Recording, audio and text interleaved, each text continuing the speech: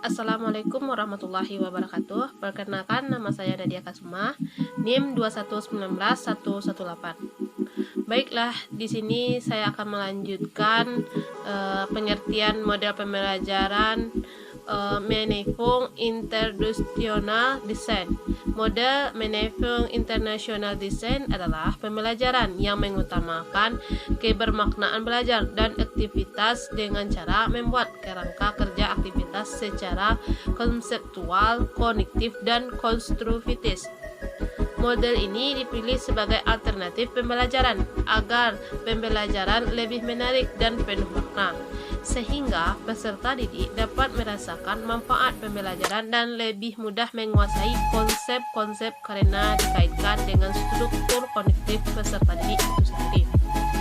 Hal ini menunjukkan bahwa pembelajaran bermakna merupakan suatu proses yang berkaitan dengan informasi yang baru pada konsep-konsep relevan yang terdapat dalam struktur kognitif siswa, di mana proses belajar tidak sekedar menghafal konsep-konsep dan menghafal fakta-fakta saja, tetapi merupakan kegiatan yang menghubungkan konsep-konsep untuk menghasilkan pemahaman yang utuh dengan lingkungan sekitar peserta didik, sehingga konsep pembelajaran dapat dipahami secara baik dan tidak mudah dilupakan.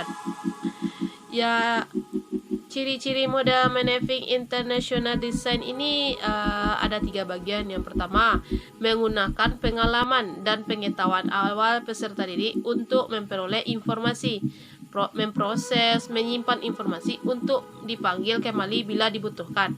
Yang kedua, mempertimbangkan materi, kompleksitas tugas-tugasnya berhubungan dengan pembelajaran yang terlekat pada kebutuhan, minat, dan perkembangan kognitif siswa.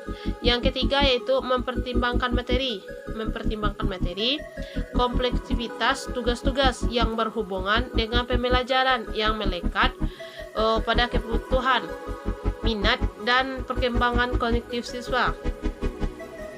Selanjutnya itu langkah-langkah Menefung International Design adalah sebagai berikut. Pertama yaitu lead-in, dengan melakukan kegiatan yang berkaitan dengan pengalaman, analisa, pengamatan, dan konsep ide dalam pembelajaran ini berhubungan dengan pengalaman dan peristiwa maupun fakta-fakta baru yang kemudian menganalisis pengalaman tersebut dan menghubungkan ide-ide mereka dengan materi atau konsep-konsep baru. Yang kedua yaitu reconstruction, melakukan fasilitas pengamatan belajar, pengamatan belajar. Konsep pembelajaran ini adalah menekankan kepada para peserta didik untuk menciptakan interaksi mereka dengan diri terhadap dunia informasi. Peserta didik meletakkan pengalaman belajar dengan pengalaman diri sendiri. Yang ketiga yaitu production, melakukan ekspresi konsep, konsep materi pembelajaran yang telah disampaikan kemudian dipresentasikan atau diaplikasikan ke dalam bentuk nyata. Selain itu juga membawa alur pembelajaran yang produktif sehingga peserta didik tidak hanya memahami secara konseptual tetapi menciptakan hal yang baru dan konsep yang dipahami.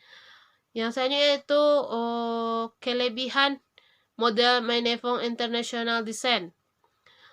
Model ini ada 5 bagian. Yang pertama yaitu sebagai jembatan menghubungkan tetap apabila yang sedang dipelajari peserta didik.